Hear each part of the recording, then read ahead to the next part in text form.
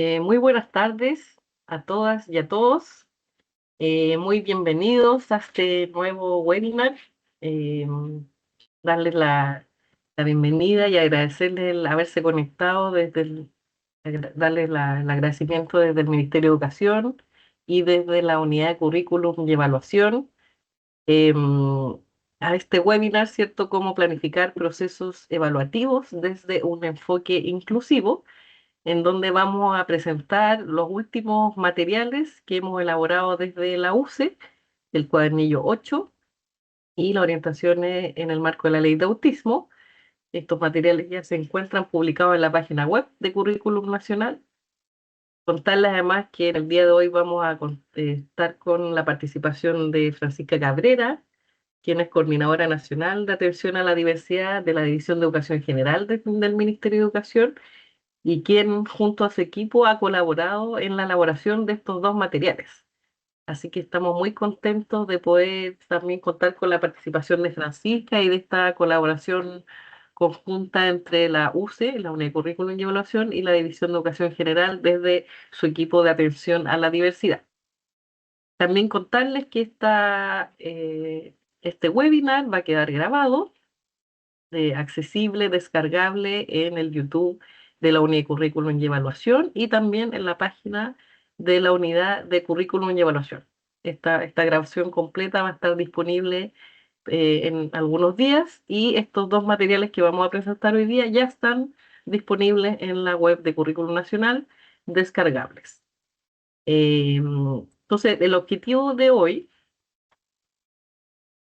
tiene que ver justamente con dar a conocer estos nuevos recursos elaborados desde la UCE sobre procesos evaluativos con foco inclusivo y su potencial uso en el proceso de planificación del año escolar 2026. La idea es que, si bien estamos a fin de año, ustedes puedan utilizar estos recursos pensando en las acciones del año siguiente académico 2026. ¿Cuáles son los temas que vamos a trabajar hoy día? Primero, Francisca nos va a dar una introducción sobre el marco normativo para la educación inclusiva en Chile. Vamos a presentar ambos recursos, vamos a hacer algunas reflexiones en torno a cómo avanzar hacia una cultura evaluativa inclusiva y finalmente cómo utilizar estos recursos para la planificación. Así que sin más y agradeciendo a todos los conectados. También comentarles que para sus preguntas, la idea es que las vayan escribiendo en el chat y las vamos a recoger al final de la sesión. Así que ahí, para que puedan ir escribiendo en el chat y vamos a responder al final. Así que le doy con ello la palabra a Francisca Cabrera, Coordinadora Nacional de Atención a la Diversidad de la División de Educación General del Ministerio de Educación. Adelante, Francisca. Bueno, muchas gracias, Tamara, muchas gracias al equipo. Y creo que es fundamental el poder visibilizar, ¿cierto?, al sistema la importancia de la colaboración, no tan solo en las escuelas, sino que también dentro del Ministerio de Educación, el cómo nos podemos ir articulando, ¿cierto?, entre los distintos equipos para poder realizar documentos que finalmente orienten a los establecimientos educacionales para que puedan tomar decisiones técnico-pedagógicas para responder a la diversidad del estudiantado. En primer lugar, quisiera hacer un énfasis, ¿cierto?, en el marco normativo que tenemos actualmente para la construcción de comunidades educativas inclusivas en el país y mencionar que nos encontramos en un momento de transición paradigmática, ¿cierto?, entre la integración y la inclusión, avanzando desde un paradigma de la integración que buscaba solo la presencia de estudiantes con discapacidad en el sistema y avanzando hacia una educación inclusiva que lo que busca es la transformación del sistema educativo, la transformación de las instituciones, buscando barreras para el aprendizaje y la participación y generando acciones para poder disminuirlas y ojalá eliminarlas.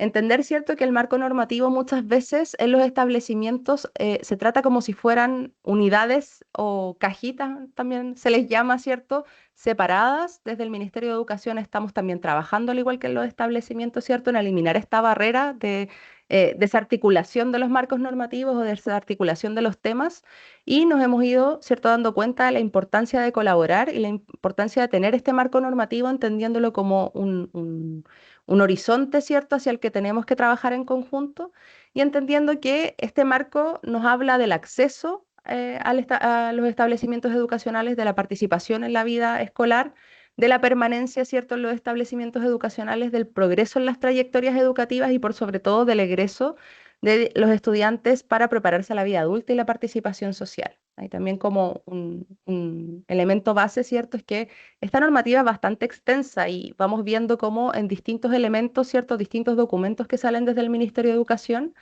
vamos abordando algunos elementos de estos marcos normativos, de la Ley General de Educación, de la Ley de Inclusión, de la Ley de Nueva Educación Pública, el Decreto 170, ¿cierto? El 83, el 67, la Ley de Autismo. Hay un montón, ¿cierto?, de marcos normativos que nos permiten entender este tránsito hacia la construcción de comunidades educativas inclusivas. En general, cuando hablamos de necesidades educativas especiales o de inclusión o de la ley de autismo, por ejemplo, casi siempre pensamos, y por eso está marcado, ¿cierto?, en amarillo en el decreto 170 como si fuera el único marco normativo que nos permite hablar de educación inclusiva, cuando en realidad tiene un foco integrador y que finalmente son estos otros marcos normativos los que nos ayudan a, al momento de hablar de acceso, por ejemplo, eliminar barreras para el ingreso al sistema educativo. En eso la ley de inclusión, ¿cierto?, ha avanzado un montón con el sistema de admisión escolar, en donde ya no existe, ¿cierto?, ningún tipo de discriminación al momento de acceder a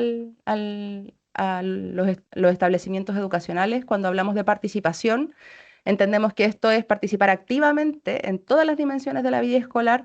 Para eso eliminamos barreras para ejercer el rol protagónico del estudiantado y en eso también el decreto 83 y el 67, ¿cierto?, que son decretos asociados también a la unidad de currículum, tienen un rol fundamental y por eso también estas cartillas, ¿cierto?, perdón, estos cuadernillos son tan relevantes para poder eliminar barreras para que los estudiantes ejerzan su rol protagónico.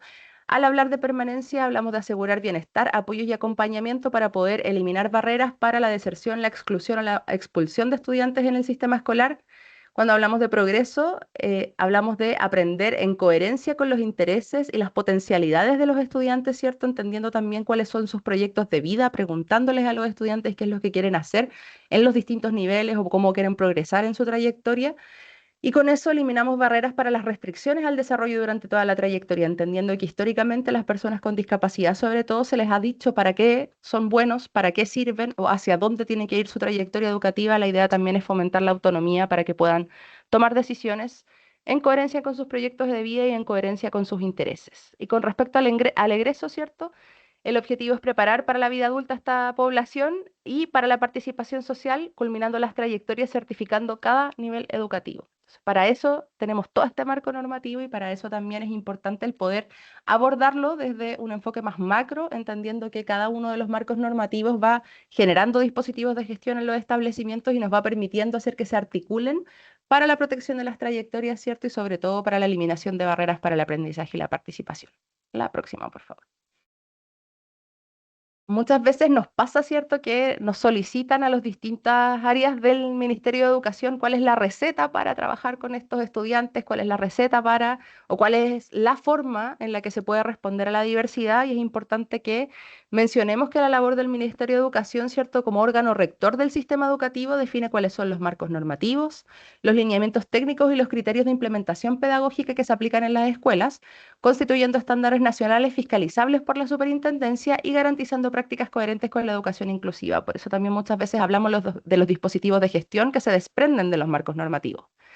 En este marco, ¿cierto?, las orientaciones ministeriales, ya sean cartillas, cuadernillos, ordinarios, oficios u otros documentos técnicos, no son instrucciones rígidas, sino que son herramientas para que cada establecimiento educacional tome decisiones técnico-pedagógicas destinadas, ¿cierto?, a estos documentos a poder clarificar criterios, promover prácticas basadas en evidencia y acompañar la correcta implementación de la normativa, respetando siempre la autonomía profesional. Es así entonces como el ministerio, ¿cierto?, establece este marco y las condiciones mínimas, mientras que las escuelas adaptan los lineamientos a su realidad. Es importante, ¿cierto?, a partir de todas las orientaciones, el poder contextualizar.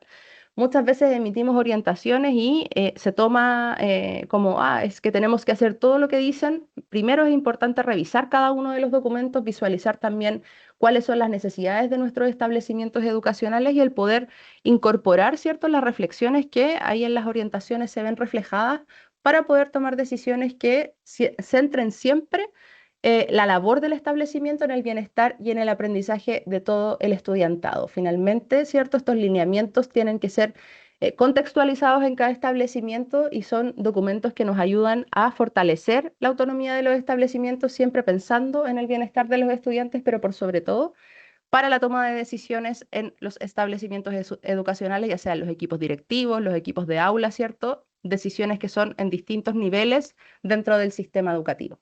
La próxima, por favor.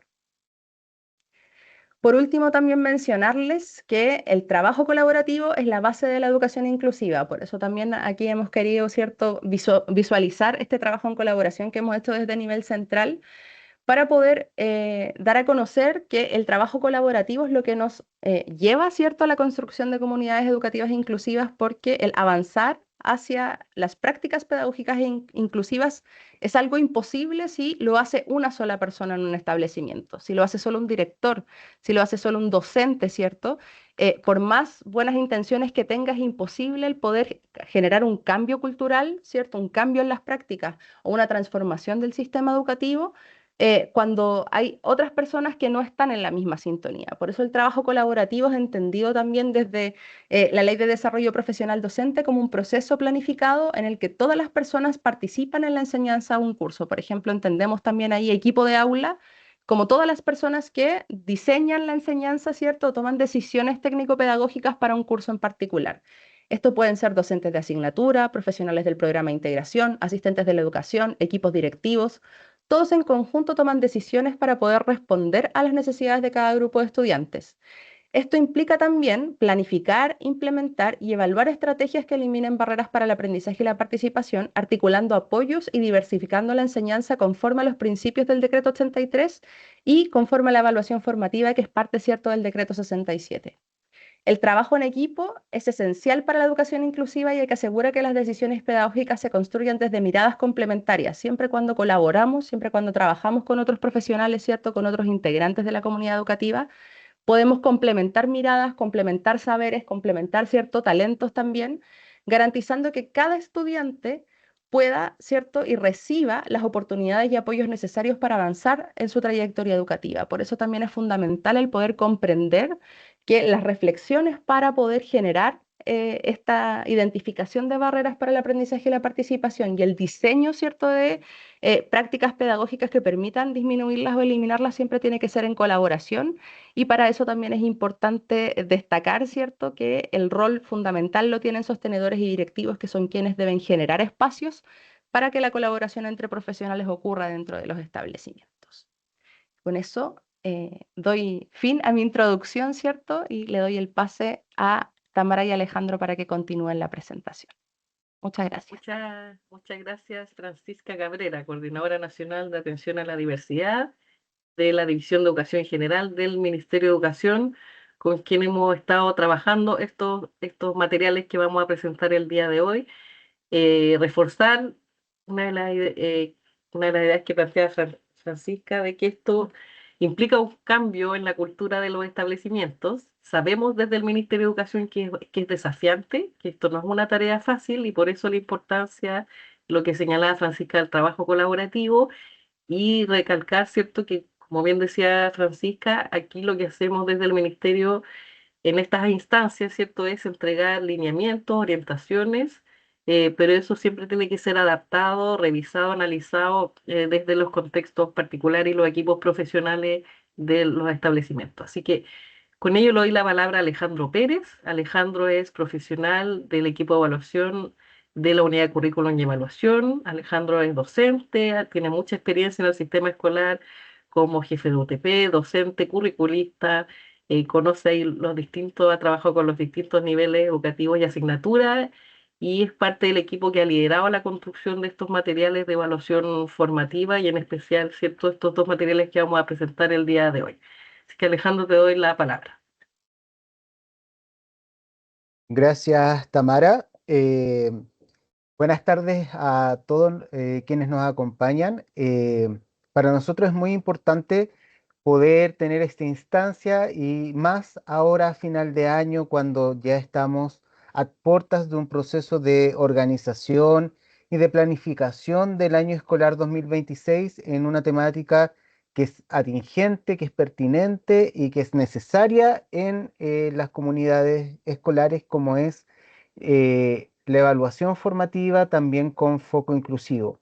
Comentarles que efectivamente, como también mencionó Francisca en su presentación, estos cuadernillos que hemos desarrollado dentro de la serie Evaluación Formativa con Sentido Pedagógico tienen justamente esta doble mirada, ¿cierto? Por un lado, responder a la normativa vigente, tener un enfoque pedagógico, pero al mismo tiempo poder dar flexibilidad para que cada comunidad escolar pueda contextualizar aquellos elementos que les resulten pertinentes en base a sus necesidades para, de alguna forma, también poder articular los procesos evaluativos dentro de un diseño técnico pedagógico que dé respuesta justamente al proceso formativo de las y los estudiantes. En ese sentido, comentarles que ya este cuadernillo es el número 8, ¿cierto? De la serie Evaluación Formativa con Sentido Pedagógico, en que hemos ido abordando temas como la retroalimentación, como el levantamiento, análisis de evidencia, como la promoción escolar, la diversificación de la evaluación, el abordaje del proceso evaluativo con las y los apoderados, los planes de acompañamiento y ahora también el proceso evaluativo con enfoque inclusivo. Y que también se suma a un grupo de orientaciones que también se han ido generando en función de diferentes elementos. Tenemos unas orientaciones que hablan sobre la articulación entre las funciones evaluativa y sumativa, perdón, formativa y sumativa de la evaluación y este segundo documento de orientaciones para la implementación de la evaluación formativa con foco inclusivo en el marco de la Ley de Autismo 21.545. Por lo tanto, comentarles que es importante para nosotros que puedan revisar estos materiales, que puedan socializarlos, discutirlos, reflexionarlos como comunidad educativa para que sean un aporte a la labor, para que puedan llevarlos a cabo desde una lógica flexible. No es una lógica que implica la aplicación de cada uno de los elementos que aquí nosotros orientamos, sino más bien que la respuesta sea pertinente a lo que necesitan sus comunidades. Y en ese sentido, ahí tenemos los dos recursos, ¿cierto? El cuadernillo 8, que lleva por título Evaluación formativa con enfoque inclusivo, orientaciones para fortalecer las trayectorias de aprendizaje de todas y todos, y el documento de orientaciones para la implementación de la evaluación formativa en el marco de la Ley de Autismo 21.545, hacia una transformación de una cultura evaluativa para todas y todos. Y justamente en esa lógica, invitarlos a revisar la pestaña de evaluación, ¿cierto? De la web Currículum Nacional. En ella van a poder encontrar justamente en la sección de orientaciones y cuadernillos todos los materiales que les he mencionado en esta tarde.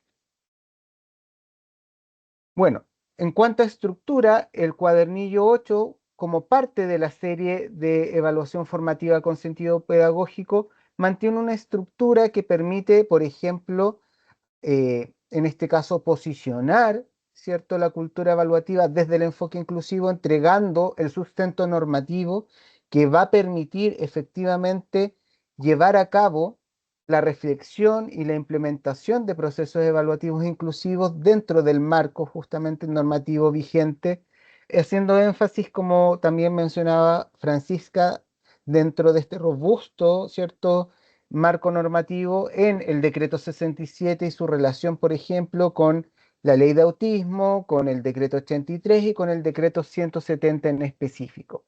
Ya comentarles que dentro de la estructura, el cuadernillo mantiene las estructuras de fichas que pueden ser trabajadas de manera individual como de manera conjunta. Estas fichas contienen información y profundización teórica, pero también elementos prácticos. Por ejemplo, cuentan con listas de chequeo operativas en función de diferentes elementos que se abordan, ¿cierto?, dentro de las fichas y que pueden ser ajustados para un mayor seguimiento y monitoreo desde la institución, desde cada institución, ¿cierto? Para el cumplimiento de hitos o metas que puedan definir, en este caso, en torno a procesos evaluativos con foco inclusivo. Este cuadernillo también contiene puntos de información en que se clarifican conceptos que son terminología nueva que no habíamos incorporado en cuadernillos anteriores, pero por la especificidad e importancia del tema hemos decidido incorporar para también avanzar en un lenguaje común y que de alguna forma puedan desarrollar un trabajo dentro de cada establecimiento en función de eh, proponer una un vocabulario que permita de alguna forma que entendamos todo lo mismo, todos lo mismo en base a temas, por ejemplo, como el diseño pedagógico inclusivo. La estructura del cuadernillo propiamente tal está pensada en 5 fichas.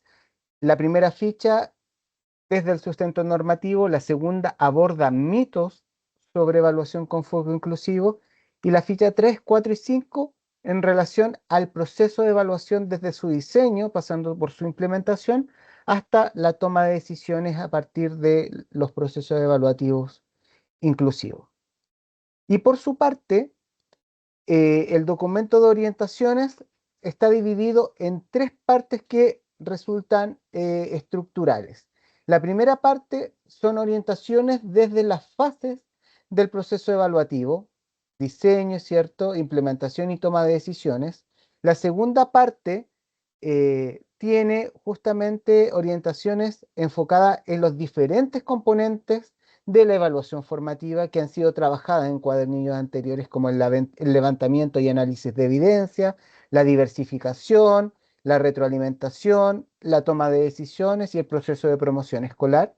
Y la tercera parte, orientaciones específicas por actor de la comunidad educativa, desde los sostenedores, pasando por los equipos directivos, los equipos técnico-pedagógicos, los equipos de aula y llegando también a orientaciones para el abordaje de estos procesos como comunidad educativa con eh, apoderados y, por cierto, y muy importante, como mencionaba Francisca, con los mismos y las mismas estudiantes. Para poder entrar en algunos elementos que, como mencionaba también Tamara en un inicio, son importantes posicionar, clarificar y transparentar que en el avance hacia una cultura evaluativa con foco inclusivo, debemos pensar en un proceso que no se va a agotar en un año escolar. Es un proceso complejo que necesita bastante articulación, pero que es importante abordarlo como parte de las prácticas pedagógicas, como parte de la cultura institucional y que responde justamente con poner en el centro a todas y todos nuestros estudiantes. Ya Francisca dio justamente el enfoque normativo, ¿cierto? El encuadre normativo. Solamente posicionar que en este tema para nosotros va a resultar sumamente relevante el poder articular la gestión institucional en función de la revisión, ajuste y actualización de los dispositivos de gestión institucional, proyecto educativo, reglamento interno, manual de convivencia y, por cierto, el reglamento de evaluación con otros dispositivos o planes, ¿cierto? Los planes de mejoramiento educativo, los planes de acompañamiento emocional y conductual en el marco de la Ley 21.545, Ley de Autismo, ¿cierto? Y el plan de acompañamiento individual en función de lo que es el decreto 67 para diseñar procesos de gestión pedagógica con foco en lo evaluativo en este caso, que permitan desde el diseño y la implementación y la toma de decisiones llevar a cabo dentro del aula procesos que respondan a las características, necesidades, ¿cierto? Y trayectorias diversas de nuestros y nuestras estudiantes. Para ello, justamente en esta articulación de 3 procesos, lo primero es anticipar que es importante dentro de la cultura evaluativa con foco inclusivo derribar ciertos mitos, ¿ya? Y para poder derribar justamente estos mitos, vamos a tener que incorporar ciertos elementos que nos permitan transparentar todas aquellas prácticas que de alguna u otra forma no están acordes con un proceso, ¿cierto? Pedagógico inclusivo, que nos permitan eh, abordar de manera justa, coherente y adaptada a las necesidades de nuestras y nuestros estudiantes, ¿cierto? El proceso evaluativo y que, por cierto, llevan como trasfondo la contextualización por parte de cada institución, la bajada de la normativa, pero también la lectura de los dispositivos y los instrumentos de gestión institucional en base a esta lógica, ¿ya? En ese sentido, volver a clarificar que la normativa, ¿cierto?, nos habilita, pero como ministerio también nosotros orientamos prácticas pedagógicas que sean contextualizadas, ¿cierto? Para responder al derecho de todas y todos nuestros estudiantes a recibir educación en términos que responden en términos de equidad y pertinencia a sus necesidades, características, proyecciones y proyecto de vida, ¿cierto? Y en ese sentido, uno de los primeros mitos es que para ser inclusivos basta con adaptar los instrumentos de evaluación. Nosotros en el desarrollo del cuadernillo vamos abordando este mito, vamos derribándolo y entregando argumentos para poder pasar justamente de una lógica que centra la inclusión a posteriori, ¿cierto? Es decir, diseñamos un proceso pedagógico y un proceso evaluativo y luego adaptamos para pasar a un enfoque que reconoce, ¿cierto? Desde el inicio, desde el diseño y la planificación, el aula como diversa e incorpora, ¿cierto? La diversidad desde la planificación, ¿ya? Ese es un primer elemento que es sumamente importante para poder ir superando, ¿cierto? Esta, esta noción de que la barrera está puesta en el estudiante, sino que pasar a un reconocimiento y la transparencia, ¿cierto? De procesos en que la barrera sí está puesta en aquellos componentes institucionales y en la respuesta educativa. Por lo tanto, ese es un primer elemento que es sumamente importante, ¿sí? No basta con adaptar los instrumentos, tenemos que diseñar procesos evaluativos que desde el inicio incorporen la diversidad en el aula. Lo pueden encontrar más desarrollado justamente en el cuadernillo y la invitación justamente es a poder revisar el cuadernillo. Como segundo mito, que la evaluación inclusiva requiere bajar el nivel de exigencia para las y los estudiantes. Y en ese sentido, también en este proceso de justicia evaluativa debemos centrarnos en que el proceso requiere entregar una respuesta educativa que permita a las y los estudiantes poder avanzar en su trayectoria a partir de metas que sean adecuadas, pertinentes, abordables, si lo queremos plantear en esos términos, pero a la vez desafiantes, ¿sí?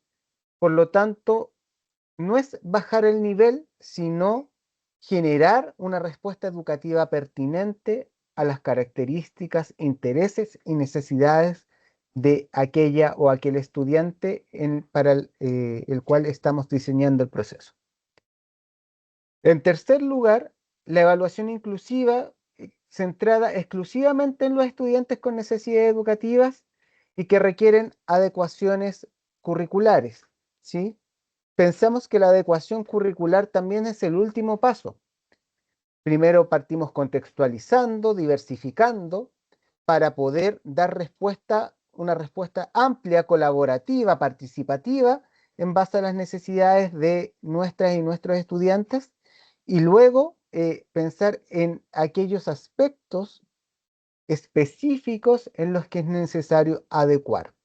Porque un estudiante en su trayectoria no va a necesitar necesariamente adecuarlo todo dentro de su proceso, sino más bien algunos elementos en algunas asignaturas, en algunos temas o en algunas habilidades que sean eh, específicas y no necesariamente en su trayectoria completa. Por lo tanto, la respuesta también requiere diferentes niveles de respuesta, desde la contextualización institucional, desde la diversificación de la respuesta evaluativa en este caso, hasta llegar a procesos de adecuación curricular.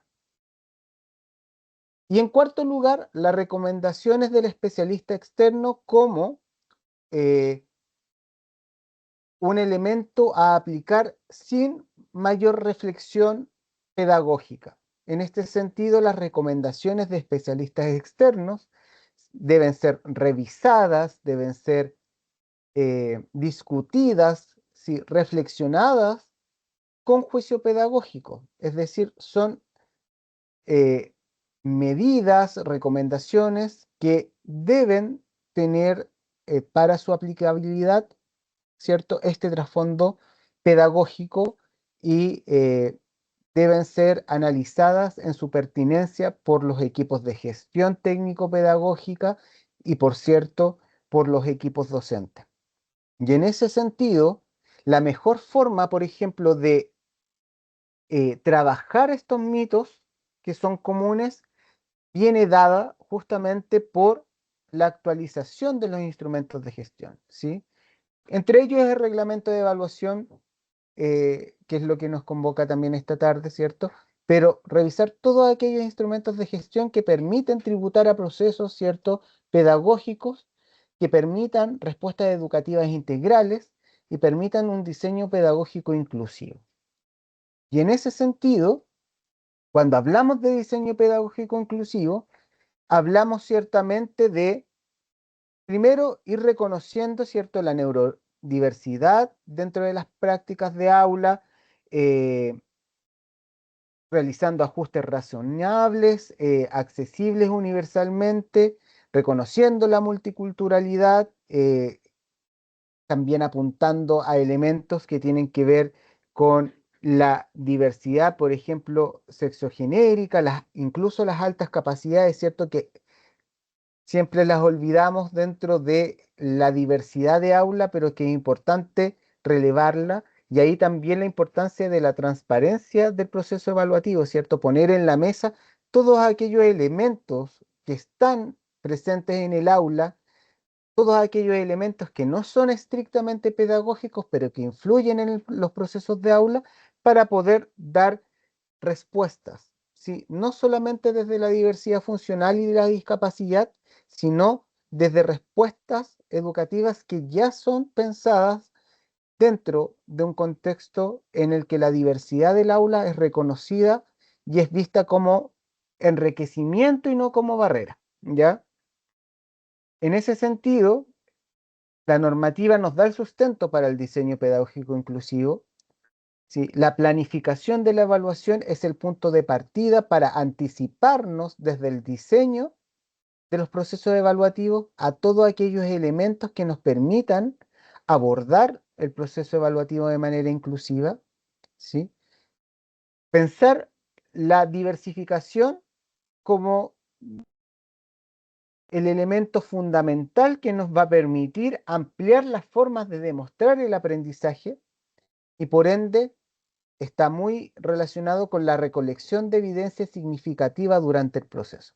Y en ese sentido, centrarnos en que la recolección de evidencia no solamente se basa en la aplicación de instrumentos porque sí, sino que también hay que diversificar las fuentes de evidencia, por ejemplo, reconociendo la observación como una fuente de evidencia que es fundamental dentro del aula y que con el tiempo ha ido perdiendo su peso, pero que tiene que ver justamente con generar procesos de observación sistemática, que es lo que hacemos como docentes prácticamente eh, de manera permanente en el aula, relevando justamente que esa observación tenga focos, se base en criterios que sean flexibles pero rigurosos y que nos permitan de alguna forma levantar información de proceso para fundamentar decisiones, para poder tomar algunas medidas que vayan más allá de lo compensatorio, vayan en respuesta a una necesidad específica atendida de manera oportuna, que permita de alguna forma también ampliar justamente los espacios de reflexión, fomentar la capacidad de agencia de nuestras y nuestros estudiantes y que, por cierto, como decía Francisca, la respuesta sea participativa, ¿sí? Esto, esta mirada inclusiva requiere de un trabajo mancomunado del equipo de aula, pero también eh, que podamos ir incluyendo progresivamente a nuestros y nuestros estudiantes en la entrega de información que resulte clave, ¿sí? Dentro del proceso. Sobre todo de aquellos procesos que pueden ser invisibles a nuestra observación y que necesitan ser socializados, conversados entre estudiantes y los equipos que participan de su proceso de aprendizaje. Y en ese sentido, eh, la corregulación va a ser fundamental como puente, ¿cierto?, desde procesos liderados por el docente a un proceso más amplio y participativo, que se reconozca la autonomía progresiva y la capacidad de regulación del estudiante, primero a través de adultos significativos, compañeros que aporten al proceso, pero que lleven de manera intencionada dentro del aula a procesos en que el estudiante sea cada vez más autónomo y permita tomar protagonismo, el protagonismo que debe, ¿cierto?, dentro de su proceso de aprendizaje. En ese sentido, este diseño pedagógico debe conversar con la atención de la inclusión más allá, ¿cierto?, de la variedad de los instrumentos. Debe centrarse en el sentido pedagógico que tiene el proceso, ¿sí?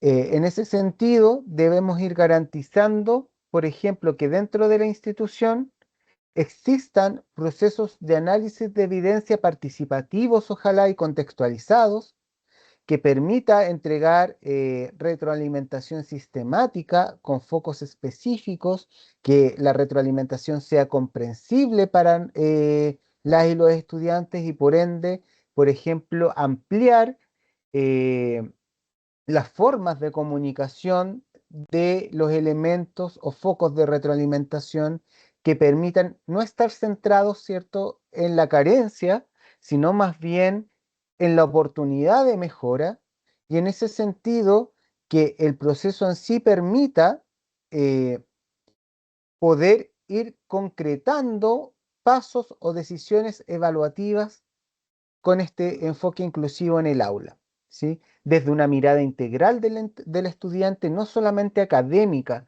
sino también emocional, dentro de la interacción también de aula y que permita recabar otros elementos que resulten importantes durante su proceso, que permitan ampliar la mirada en función de no solamente desde, justamente como mencionaba, la barrera, sino más bien desde el enriquecimiento del aula y que permitan de alguna forma eh, avanzar en procesos, ¿cierto?, evaluativos, contextualizados, en que la accesibilidad universal sea un elemento fundamental para demostrar lo aprendido, en que el entorno pedagógico es fundamental, no solamente generando confianza, sino también bienestar en el estudiante, entendido también esto como un facilitador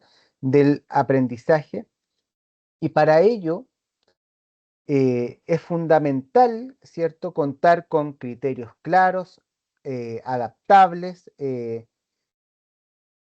y que reconozcan en su formulación las diferentes formas de expresión que puede tener el aprendizaje, ¿sí? Y eso va a ser muy importante en esta lógica de avance que permita no centrarnos en instrumentos en específico, sino más bien en procesos que en sí eh, enriquezcan la capacidad de respuesta de un estudiante o una estudiante en función de su misma trayectoria.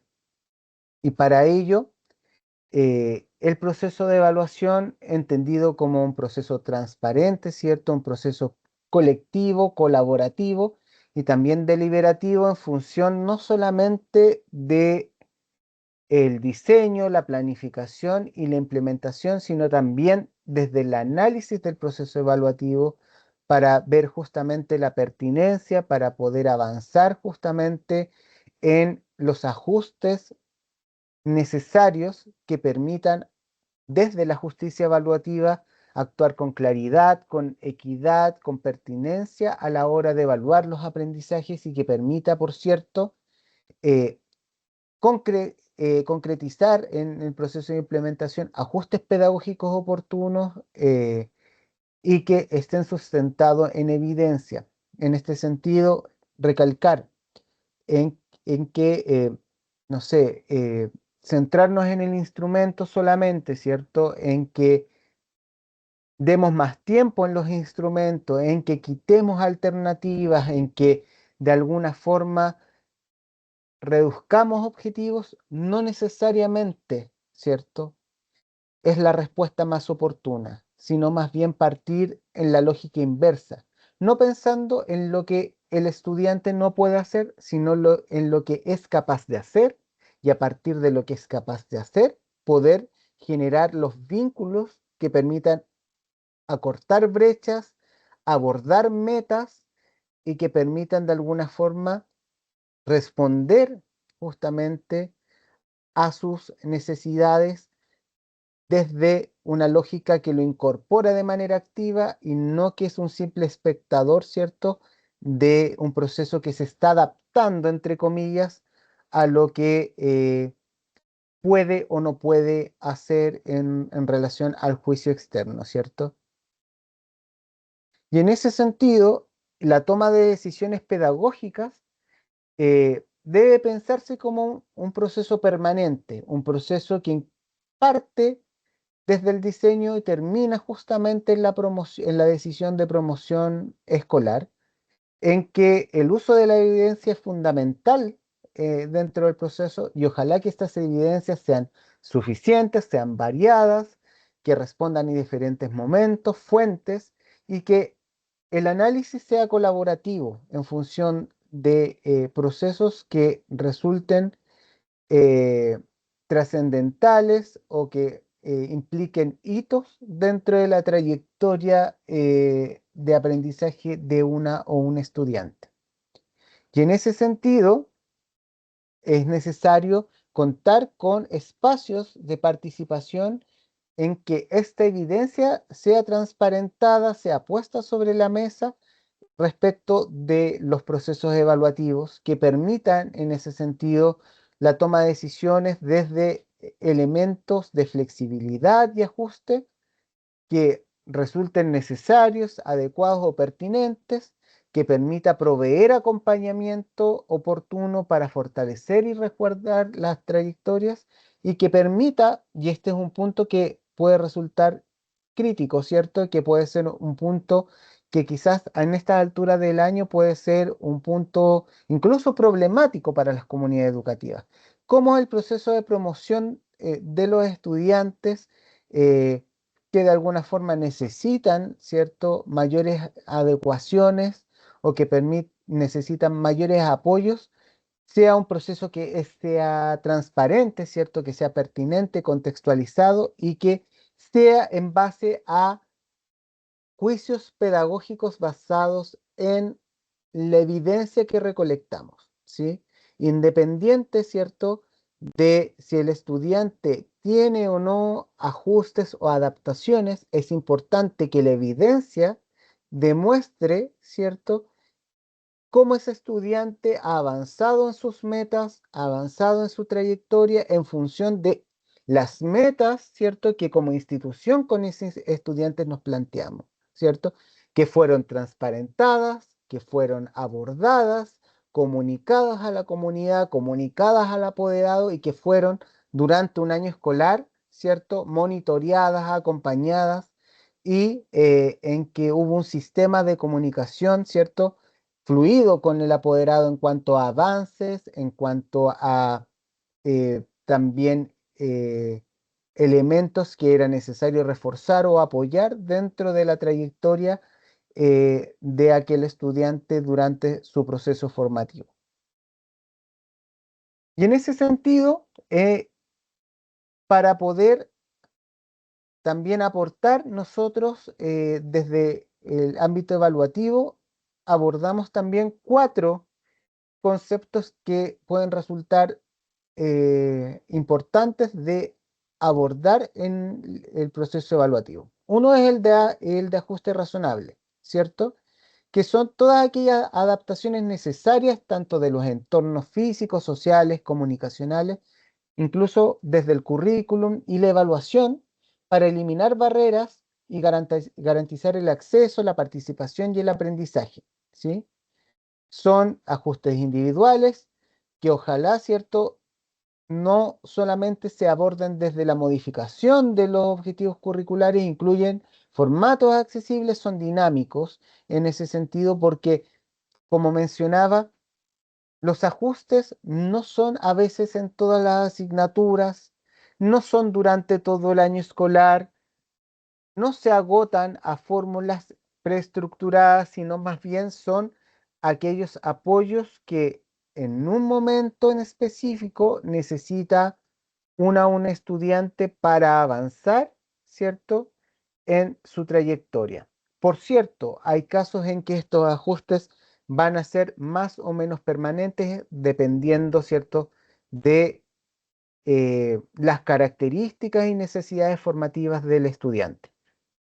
El segundo tiene que ver con el diseño pedagógico inclusivo, ¿sí?, que va en una lógica mucho más amplia a lo que tradicionalmente, por ejemplo, es el DUA, ¿sí?, que se enfoca principalmente de manera integral a la planificación, enseñanza y evaluación como parte de un proceso, ¿cierto?, eh, permanente que reconoce la diversidad como valor pedagógico y que propone decisiones pedagógicas intencionadas, colaborativas y flexibles para anticipar barreras, para generar apoyos y fortalecer trayectorias formativas justas. Por lo tanto, va mucho más allá de estilos de aprendizaje, sino que aborda formas de aprender, que piensa en respuestas educativas más integrales en ese sentido.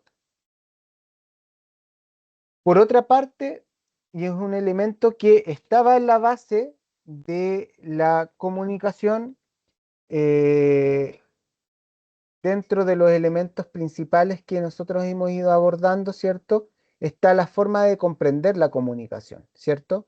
Y dentro eh, de este componente, ¿cierto? Entender la comunicación como un proceso diverso, ¿cierto? Como un proceso amplio que incorpora diferentes formas de lenguaje. Por cierto, lo oral y escrito, pero también lo visual y lo gráfico, lo gestual, lo simbólico, lo sensorial, perdón, artístico, tecnológico e incluso lo comunitario, ¿ya? Esto está de forma más extensa abordado en el cuadernillo, pero por ejemplo, cuando nosotros abordamos un proceso de retroalimentación, este proceso de retroalimentación no necesariamente va a ser escrito o no necesariamente oral. Yo puedo generar ciertos, por ejemplo, elementos pictóricos que le permiten al estudiante entender que algo hay que profundizarlo, que algo hay que clarificarlo, que algo hay que reordenarlo dentro de una actividad de aprendizaje, por ejemplo. Y por último, la corregulación entendida como este puente entre la autonomía progresiva, ¿sí? Perdón, la autonomía progresiva, entendido como una etapa intermedia clave en donde el estudiante recibe apoyos de una persona significativa, que puede ser un docente, un profesional de apoyo del equipo de aula, desde la familia o incluso entre lógicas colaborativas entre estudiantes. Por lo tanto, también la invitación es poder revisarlo en el cuadernillo. Y en ese sentido, ¿cómo utilizar los materiales, cuadernillo 8 y documento de orientaciones en el contexto de la planificación? Primero, entender que en este proceso que involucra la planificación e implementación y toma de decisiones, tenemos sustentos normativos para poder incorporar procesos inclusivos dentro del proceso de enseñanza y aprendizaje, eh, desde el inicio, ¿sí? Procesos que abordan la corresponsabilidad, la colaboración, la participación, que permite abordar de manera transversal las estrategias pedagógicas y evaluativas, cómo contextualizarlas y diversificarlas, cómo eh, abordarlo desde dispositivos de apoyo como el plan de acompañamiento emocional y conductual en el marco de la ley de autismo o el plan de acompañamiento individual desde el decreto 67, como también el diseño, levantamiento, análisis y sistematización de la evidencia también es un proceso transversal, pero que también en lo específico, ¿sí? Entendemos el proceso de planificación desde la importancia del levantamiento diagnóstico integral, no solamente del componente académico, sino también de lo emocional, lo social y sensorial, perdón, desde la importancia de un diseño anticipatorio que desde el inicio hable de la diversificación y de la inclusión como elementos fundamentales y no a posteriori, eh, con criterios adecuados pero desafiantes que permitan ya luego en la fase de implementación realizar ajustes y tomar decisiones emergentes pero pertinentes en función también de este diseño y de estos criterios que permite levantar eh, estrategias de monitoreo y acompañamiento de aquellos procesos que resultan fundamentales y clave y que permitan a la vez enfocarnos en tomas de decisiones que estén a la base, ¿cierto?, de procesos deliberativos reflexivos que sean basados en evidencia y que permitan el ajuste, la reformulación, la continuidad o la profundización también de las acciones formativas que estamos llevando a cabo.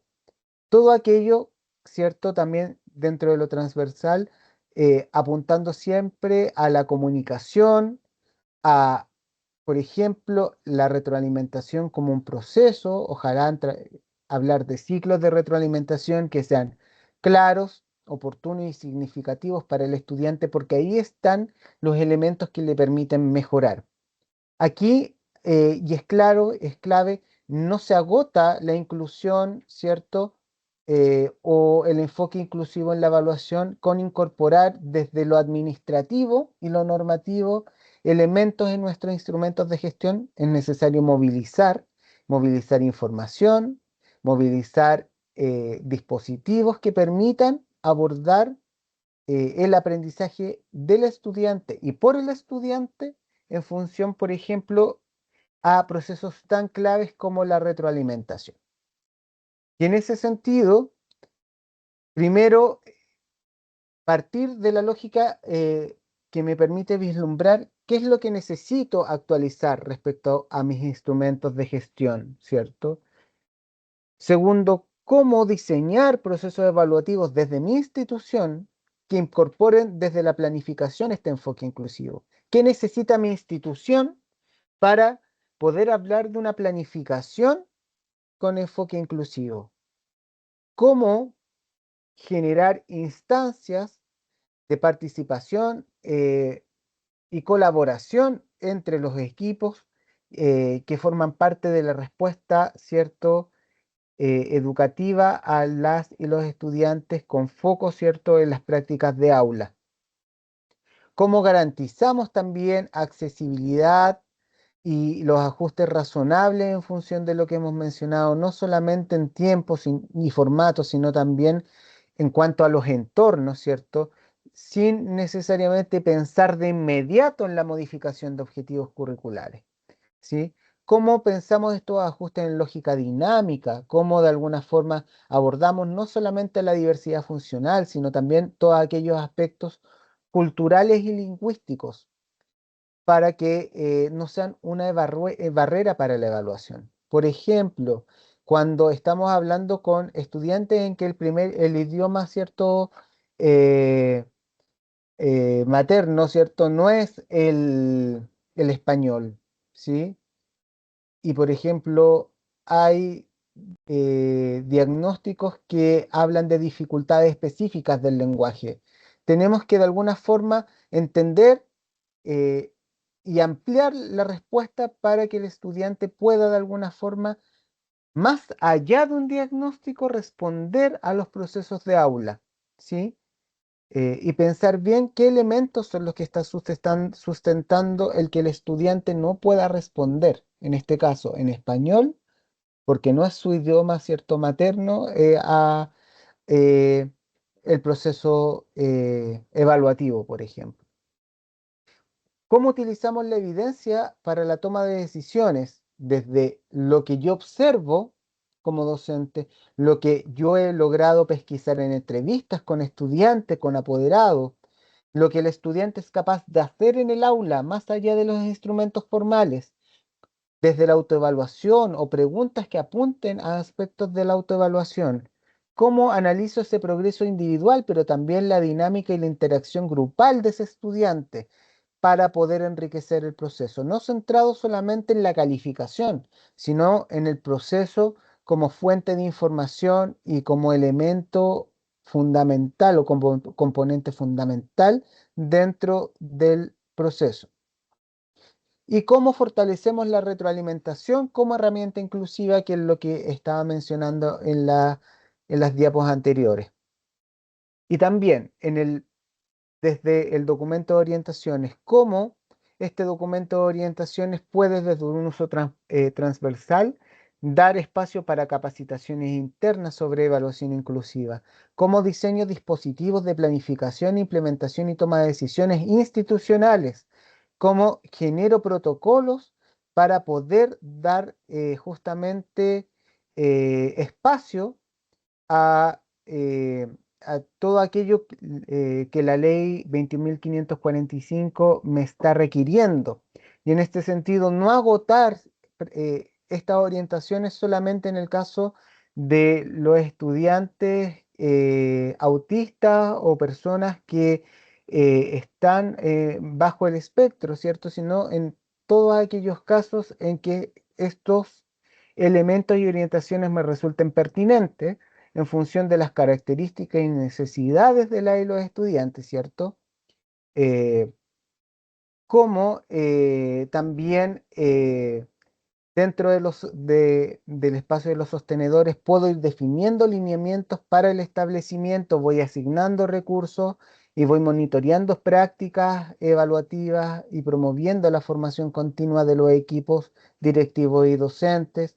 Desde los equipos docentes, cómo diseñamos ciertos protocolos para el levantamiento de evidencia diagnóstica, cómo coordinamos los diferentes dispositivos y planes en relación a los procesos evaluativos, desde los equipos técnico-pedagógicos, cómo diseñamos estrategias diversificadas en lógica institucional, cómo avanzamos en el monitoreo y retroalimentación de las prácticas, ¿cierto?, inclusivas en los aprendizajes, cómo vamos elaborando informes técnico-pedagógicos que permiten sustentar lo que en un año escolar se va levantando no solamente en base al proceso de promoción, sino en base al proceso formativo y la trayectoria de aprendizaje de las y los estudiantes.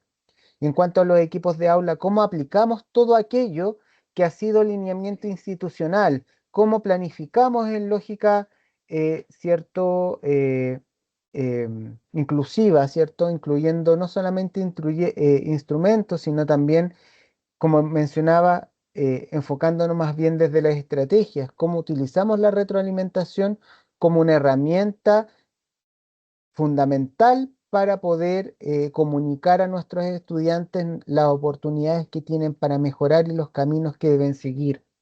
Y también incorporando al estudiante, a familias y apoderados en esta lógica, ¿cierto?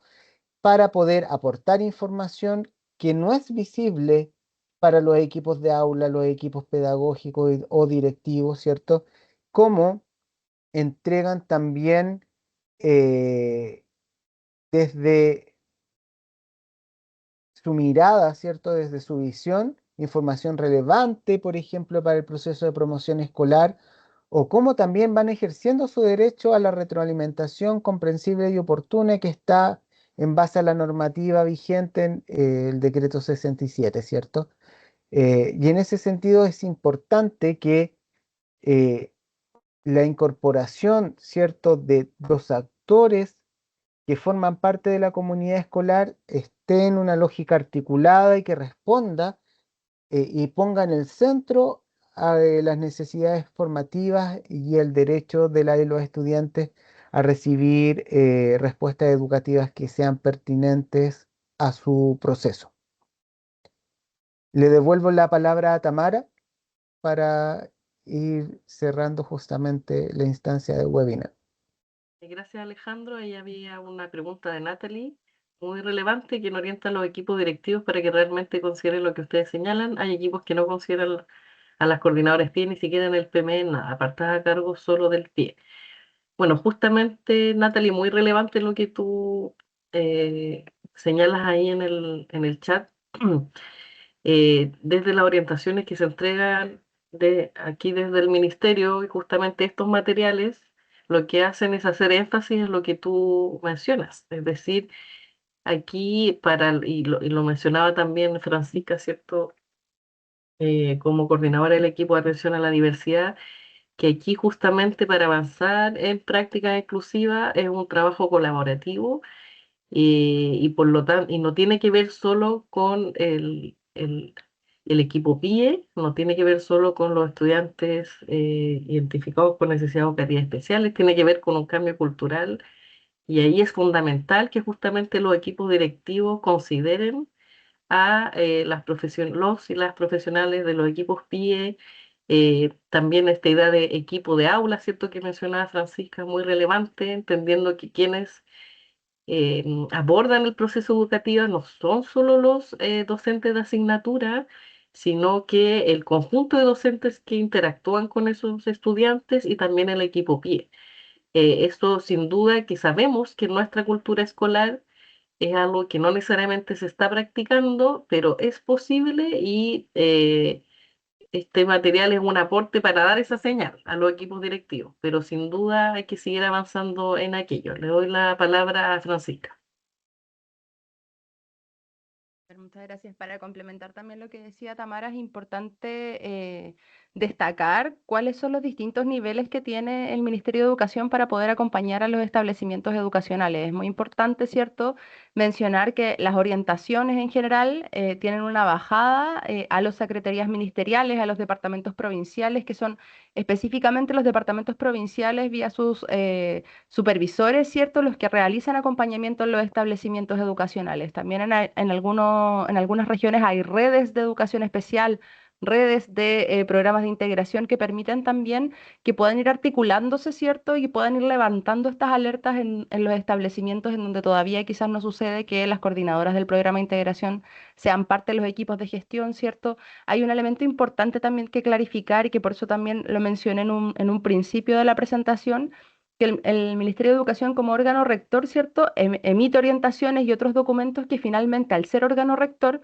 constituyen elementos supervisables, ¿cierto?, fiscalizables por medio de la superintendencia. Entonces también el que se puedan fortalecer estas herramientas o se puedan desarrollar estas capacidades en todos los niveles, incluidos los docentes, ¿cierto?, permite que cuando pasan estas cosas en los establecimientos cuenten con más herramientas normativas que les permitan defender, ¿cierto?, cuando se quieren implementar ciertas cosas que están definidas por las orientaciones del Ministerio de Educación. Entonces también ahí es importante, ¿cierto?, lo que ustedes mismos están haciendo al participar en este webinar, al poder informarse, al poder leer, ¿cierto?, los documentos que se ponen a disposición para, como mencionábamos, tomar las mejores decisiones técnicas, ¿cierto?, que vayan a proteger las trayectorias educativas de todos y todas. Entonces ahí también es necesario el poder articularse, ¿cierto?, el poder acudir a los departamentos provinciales, el poder solicitar también acompañamiento en los departamentos provinciales de educación para poder como subsanar, ¿cierto?, estos elementos que sabemos que son una dificultad en los establecimientos educacionales. Y ahí también señalan, complementando a Francisca, claro, están los supervisores, ¿cierto? Están los departamentos provinciales y en el caso de los supervisores ahí atienden, ¿cierto? En algunos casos también a los particulares subvencionados, no solo a los establecimientos municipales.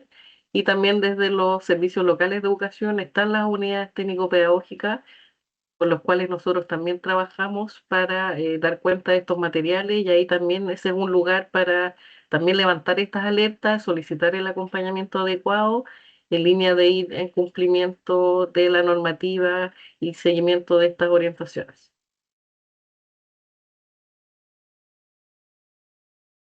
Bueno, parece que ya estamos en la hora, estamos pasados en la hora. Eh, Agradecerles a todas y a todos su atención en este momento del año que es bien complejo. Invitarlos, ¿cierto? A ver, acá hay otra pregunta, ¿cómo podemos avanzar en este tipo de prácticas? En muchos lugares las horas para los profesionales del PIB no se otorgan adecuadamente, solo se da tiempo para la atención en aulas de reposo. Las horas para la planificación y trabajo colaborativa son súper escasas y en algunos casos inexistentes, a pesar de tener una alta presencia de niños con NEP, falta capacitación y concientización. No sé, ahí, Francisca, si tú quisieras señalar algo al respecto. Con gusto, con gusto. Creo que hemos ido avanzando también en poder clarificar ciertos elementos de la implementación del decreto 170. Para eso también está la cartilla 3, ¿cierto?, de ingreso excepcional, que deja súper claro por la cantidad de estudiantes que reciben subvención, cuántas son las horas de apoyo, ¿cierto? Lo mismo en la cartilla de trabajo colaborativo, en donde también se deja claro cuáles son los focos del trabajo colaborativo y que hay que asegurar que estas horas de trabajo colaborativo sean al mismo tiempo, ¿cierto?, que sean presenciales y que los profesores de aula regular, como los profesores del programa de integración o los profesionales también asistentes de la educación, cuentan con estos tiempos para planificar en colaboración. Es muy importante el visualizar, ¿cierto?, que en estas cartillas hay información fundamental para poder reorganizar la implementación del decreto, porque no, bueno, a partir del informe Contraloría, ¿cierto?, hay un montón de elementos que se han ido transformando en mitos del sistema, tal como aquí lo trabajaban, ¿cierto?, desde la unidad de currículum, hay un montón de mitos asociados en el sistema y que estas cartillas han buscado clarificar. Para eso también es importante, ¿cierto?, visualizar que estas cartillas, ¿cierto?, son fiscalizables, ya que, vuelvo a insistir, las orientaciones, ¿cierto?, en este caso en el formato cartillas, lo que hacen es orientar sobre la implementación de una norma que es el decreto 170 y que eso garantiza, ¿cierto?, que la superintendencia también cuente con esta información para poder fiscalizar. Y ahí también un llamado importante a quienes participan acá del poder comentarle a sus sostenedores, comentarle a sus directivos, ¿cierto?, que esto es lo que se espera que suceda el próximo año, que estén las horas de trabajo colaborativo, que estén las horas de asistentes de la educación, entendiendo siempre que el decreto 170 es un decreto de subvención, ¿cierto? Y que por lo tanto, si hay subvención, es necesario que se utilice y se garantice que estén los recursos necesarios, los recursos humanos en este caso, para dar los apoyos específicos. Es muy importante también recordarles que en la cartilla 5 también ahí acabo de ver pasar un tema de la sobrecarga administrativa.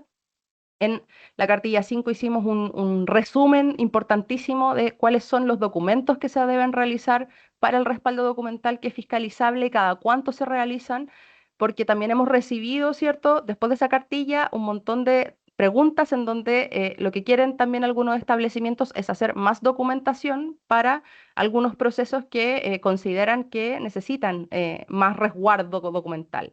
Ahí también el llamado es a poder implementar esta cartilla que no tiene marcha blanca, ¿cierto? Que es desde el momento de su puesta en común al sistema, es que se puede implementar y poder reducir de esta forma la carga administrativa y finalmente poder, ¿cierto?, ocuparse o ocupar el tiempo en lo que más hoy en día se necesita, que es en el trabajo colaborativo, la planificación diversificada, ¿cierto? Y sobre todo el apoyo a los estudiantes.